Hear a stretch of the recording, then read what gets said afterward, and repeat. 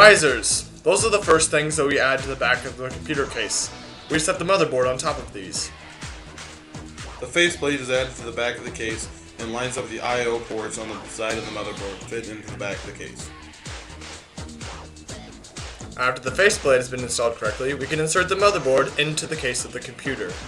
We make sure the I/O ports are lined up with the faceplate correctly, and make sure the motherboard is on top of the risers to insert the screws.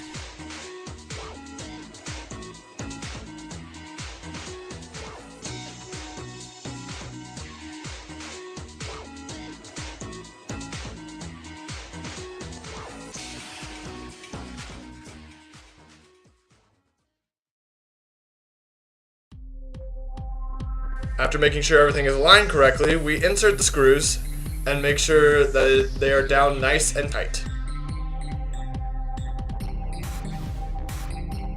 Random access memory, or RAM, is then added into the tracks on the motherboard.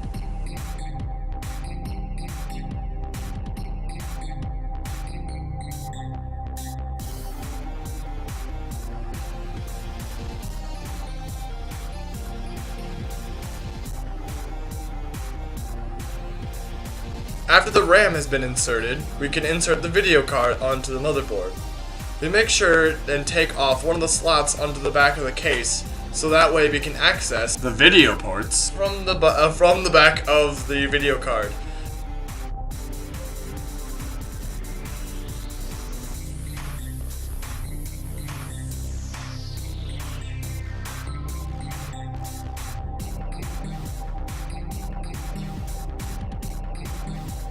After it is inserted into the PCIe slots, we screw down the video card onto the back of the case.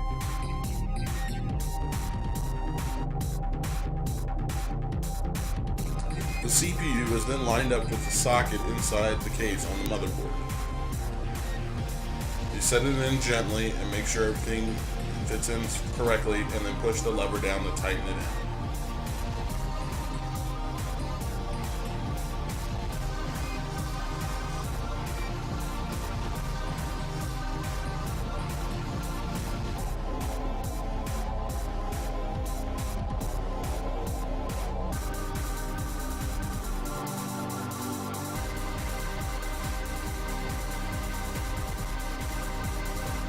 The next thing we added in was the heatsink on top of the CPU.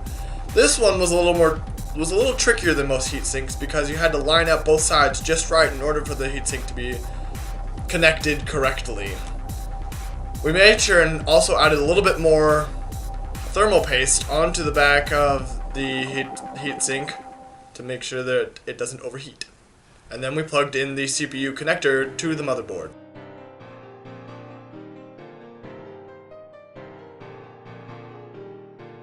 The hard drive is then slid into one of the hard drive bays, lining up the screws on the tracks inside the case, and we put screws in. Make sure not to put the hard drive all the way to the front so you can have room if you ever want to add a fan to the front of the case.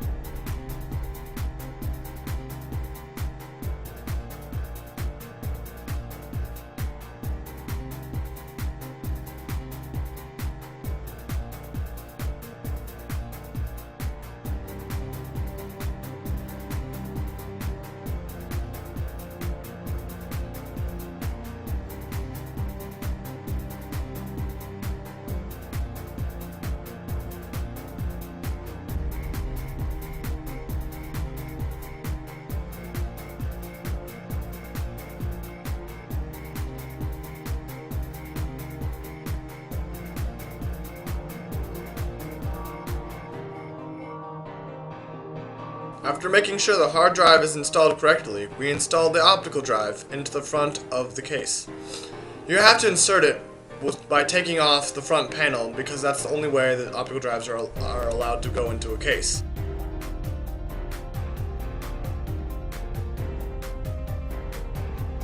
After making sure it is aligned correctly with the screw holes, we inserted the screws most of the way in, so we still had enough room to slide it around.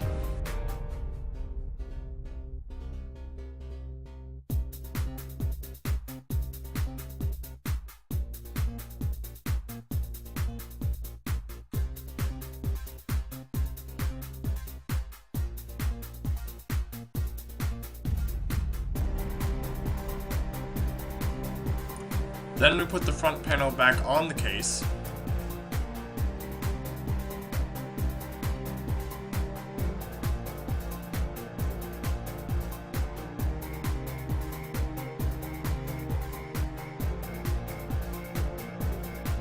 And then tighten down the screws completely.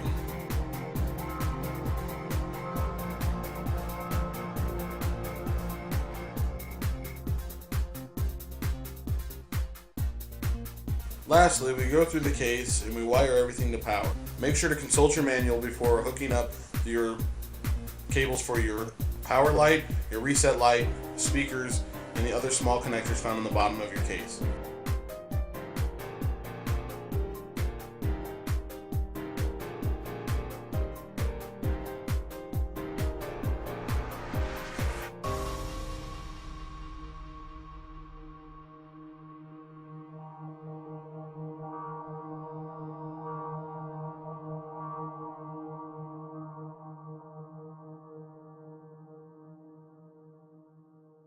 Then we go through and we wire up power to the optical drive and the hard drive.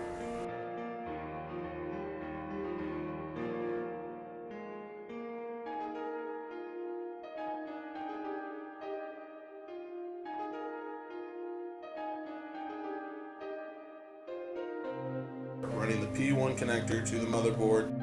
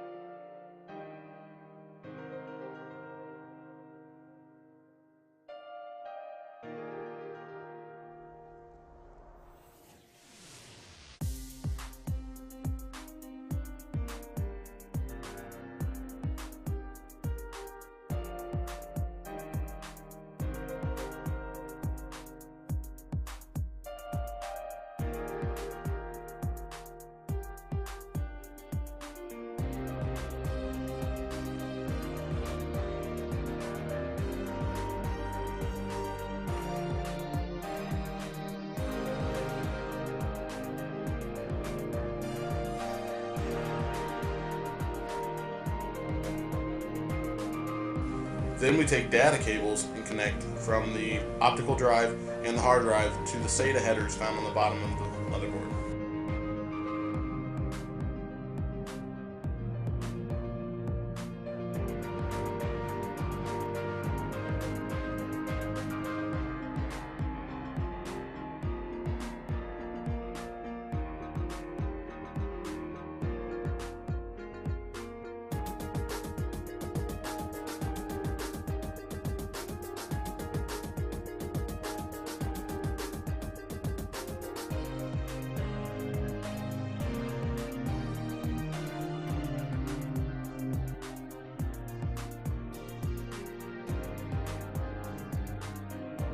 Once all of that was completed, we were finished putting our computer together.